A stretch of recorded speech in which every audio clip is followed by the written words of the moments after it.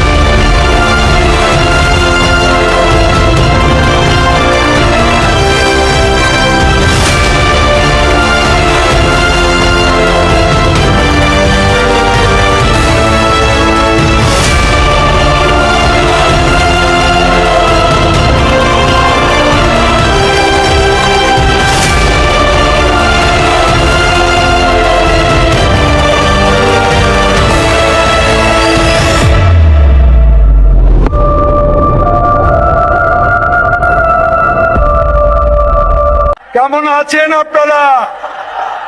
মুরব্বীরা কেমন আছেন? ভাইয়েরা কেমন আছেন? মা বোনেরা কেমন আছেন? 18 বছরের ফার্স্ট টাইম ভোটার তরুণেরা কেমন আছেন? ডিজিটাল বাংলাদেশ কেমন আছে? হাতে মোবাইল, 16 কোটি মানুষ। ডিজেল আমাদের কিনতে হয়, এটা ঠিক, কিন্তু অকটেন আর পেট্রোল কিন্তু আমাদের কিনতে হয় না। এটা আমরা যে গ্যাস উত্তোলন করি সেখান থেকে বাই প্রোডাক্ট হিসেবে আমরা কিন্তু এই পেট্রোল রিফাইন করে পেট্রোলও পাই, অকটেনও পাই। বরং আমাদের অকটেন যতটুকু চাহিদা তার থেকে অনেক বেশি পেট্রোল এবং অকটেন কিন্তু আমাদের আছে, বা আমরা অনেক সময় বাইরে বিক্রিও করি। কাজে যারা অনেক বেশি জ্ঞানী, তো তাদের জ্ঞানের ভান্ডার এত বেশি যে ক্ষুদ্র ক্ষুদ্র জিনিসটা ভুলে যান, কিন্তু উল্টোপাল্টা একটা কথা বলে মানুষকে বিভ্রান্ত করতে চায়।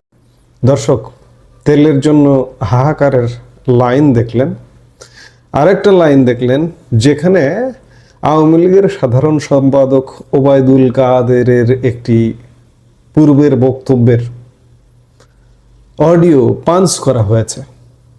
সেই অডিওতে ওবায়দুল কাদের জিজ্ঞেস করছেন যে কেমন আছেন আপনারা। সত্যিই আজকে জিজ্ঞেস করতে হয় যে আমরা কেমন আছি, আমরা কি ভালো আছি? আমরা ভালো নেই, ধীরে ধীরে পতনের দিকে চলে যাচ্ছে। সর্বশেষ যে ক্লিপটা শুনলেন, প্রধানমন্ত্রী শেখ হাসিনা যখন তিনি প্রধানমন্ত্রী ছিলেন তখন তার বক্তব্য, তিনি বললেন যে অকটেন পেট্রোল আমাদের আমদানি করতে হয় না, অকটেন পেট্রোলের যে চাহিদা আমরা তা উৎপাদন করি। কিন্তু তারপরে এই যে দীর্ঘ লাইন দেখলেন, এই লাইন কেন? শুধুমাত্র মিসম্যানেজমেন্ট, অব্যবস্থাপনার কারণে আজকে বাংলাদেশের মানুষ সাফার করছে। ব্যবস্থাপনা করবার মতো সরকার তো বাংলাদেশের নেই, আপনাদের আরো সাফার করতে হবে। ব্যবস্থাপক, ম্যানেজার, ক্রাইসিস ম্যানেজারকে আপনারা দেশ ছাড়া করেছেন, সাফার করবেন না? পাপ বাপকেও ছাড়ে না, আপনাদেরও ছাড়বে না, আমাদের ছাড়বে না। আমরা বড় অন্যায় করে ফেলেছি। বাংলাদেশ যেভাবে তর গতিতে এগিয়ে যাচ্ছিল, সেই বাংলাদেশের গতিকে আমরা থামিয়ে দিয়েছি। পিছিয়ে দিয়েছি, ইউনূসের শাসনামলে পিছিয়ে দিয়েছি। এখন যে শাসনটা, এটাকে বলতে পারেন ইউনূসেরই একটা বর্ধিত অংশ। দেখুন, বুঝুন, ভোগ করুন। বলার অপেক্ষা রাখে না যে বাংলাদেশের তেলের জন্য এক প্রকার চরম অস্থিরতা, চারিদিকে হাহাকার, পেট্রোল পাম্পগুলো তেল শূন্য, বাংলাদেশের জ্বালানি সংকট এখন এমন এক পর্যায়ে পৌঁছেছে যে সাধারণ মানুষ থেকে শুরু করে খোদ সরকার পর্যন্ত দিশেহারা। আর এই কঠিন সময়ে প্রতিবেশী দেশ ভারতের দিকে সাহায্যের হাত বাড়িয়ে তাকিয়ে আছেন বাংলাদেশের বর্তমান প্রধানমন্ত্রী তারেক রহমান। ইতিমধ্যে গতকাল বাংলাদেশের পররাষ্ট্র প্রতিমন্ত্রী শামা আওয়াদ জানিয়েছেন যে দিল্লির গ্রিন সিগন্যাল পাওয়া গেছে জ্বালানি তেল সরবরাহের ব্যাপারে। আসলে কতটা সত্যতা, কতটুকু সত্য, সেটা নিয়ে আসলে যথেষ্ট সন্দেহ সংশয় আছে। কারণ সরকার বারবার বলছে যে জ্বালানি তেলের সংকট নেই, কিন্তু পাম্পে গিয়ে মানুষের যে হাহাকার, মানুষ আর সরকারকে বিশ্বাস করছে না।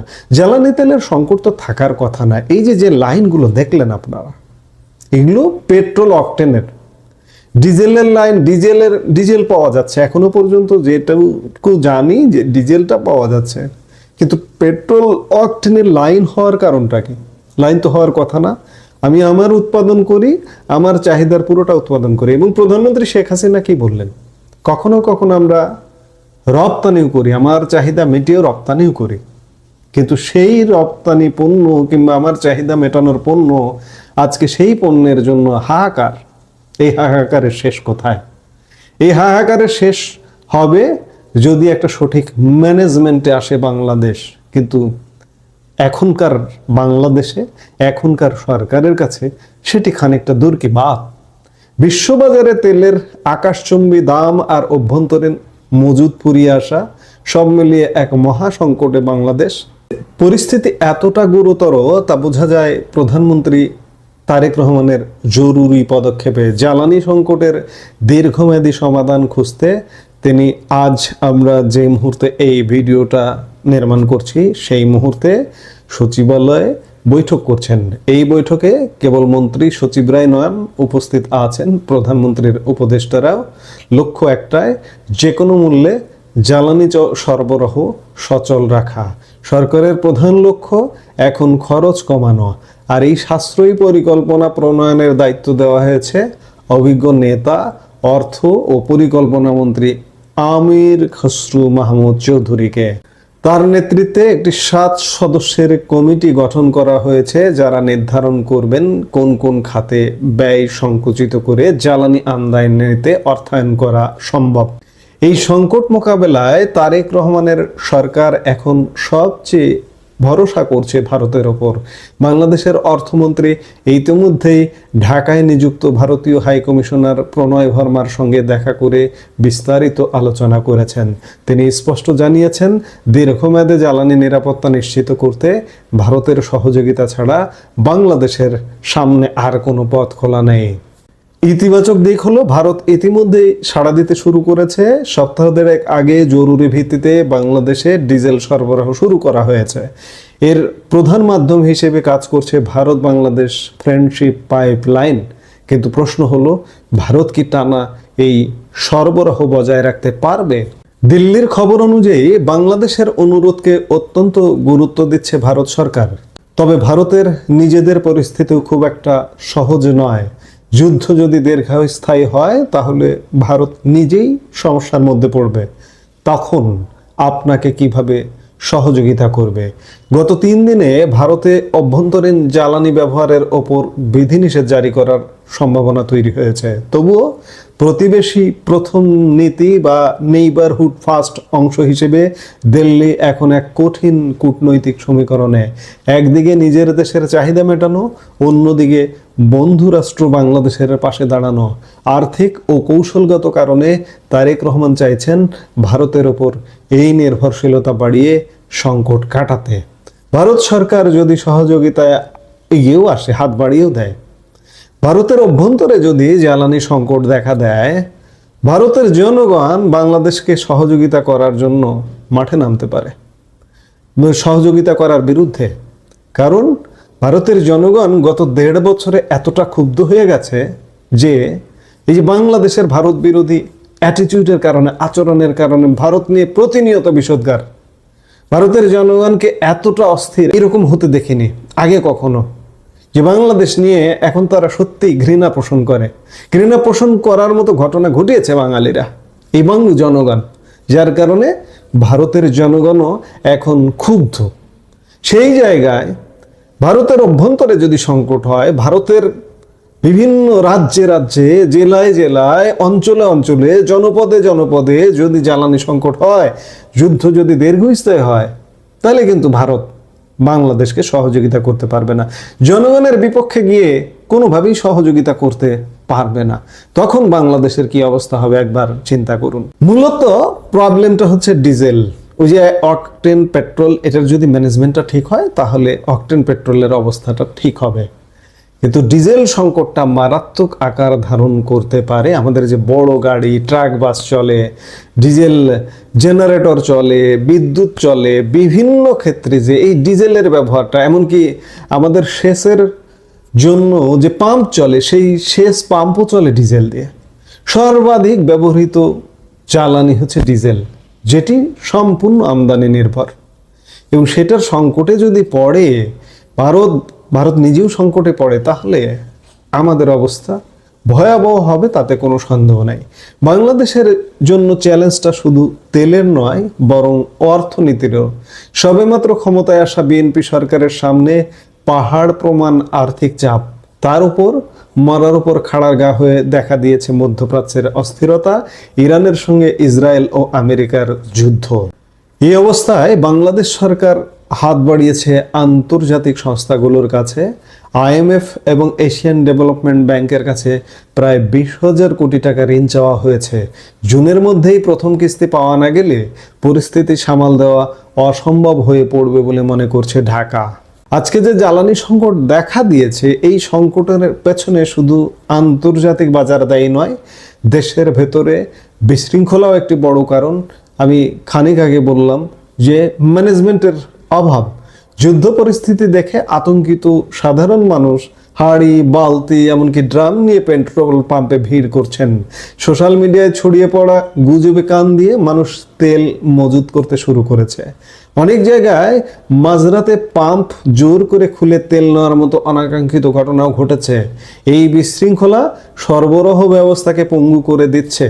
আপনারা 2 দিন আগে, গত পরশু, বাংলাদেশ পেট্রোল পাম্প ওনার্স অ্যাসোসিয়েশনের একটা বিবৃতি দেখেছিলেন, সংবাদ মাধ্যমে এসেছিল, যে তারা বলেছিল যে কোনো মুহূর্তে বাংলাদেশের সকল পেট্রোল পাম্প বন্ধ হয়ে যেতে পারে। কারণ দুটো, একটি হচ্ছে জ্বালানি তেলের স্বল্পতা, 2 নম্বর হচ্ছে নিরাপত্তাজনিত কারণে। নিরাপত্তাজনিত কারণ ঘটেছে ব্যাপকভাবে, যার দরুন আজকে এই সংকটটা এত মাথাচাড়া দিয়ে উঠেছে। আর এই সংকটে প্রভাব পড়ছে সরাসরি সাধারণ মানুষের জীবনে। জ্বালানি বাঁচাতে শিক্ষা প্রতিষ্ঠান বন্ধ করে অনলাইন ক্লাস চালু করা হয়েছে অনেক ক্ষেত্রে। গার্মেন্টস বাদে সকল কারখানায় বিদ্যুৎ সরবরাহ কমিয়ে দেওয়া হয়েছে। এমনকি আবাসিক এলাকাতেও চলছে লোডশেডিং। বিশেষজ্ঞরা বলছেন শুধু এসব ছোটখাটো পদক্ষেপে কাজ হবে না, হয়তো অফিস বন্ধ রেখে ওয়ার্ক ফ্রম হোম চালু করতে হবে, যাতে যানবাহনের ওপর চাপ কমে। যদিও এতে অর্থনীতির চাকা কিছুটা ধীর হওয়ার ভয় আছে। আমরা ওয়ার্ক ফ্রম হোম করোনাকালে, কোভিডকালে করেছি, কাজেই সেটি যদি চালু করা যায় তাহলেও হয়তো সংকট কিছুটা লাঘব হতে পারে। তো এই আকস্মিক জ্বালানি সংকটে যেন সব হিসাব ওলটপালট করে দিচ্ছে। এখন দেখার বিষয় প্রধানমন্ত্রী নরেন্দ্র মোদী এই সংকটে কতটা বড় ভূমিকা পালন করেন। ভারতের জ্বালানি সহায়তা কি পারবে বাংলাদেশের অর্থনীতির চাকা সচল রাখতে, নাকি মধ্যপ্রাচ্যের যুদ্ধের প্রভাব ঢাকাকে আরো গভীর সংকটে ফেলবে?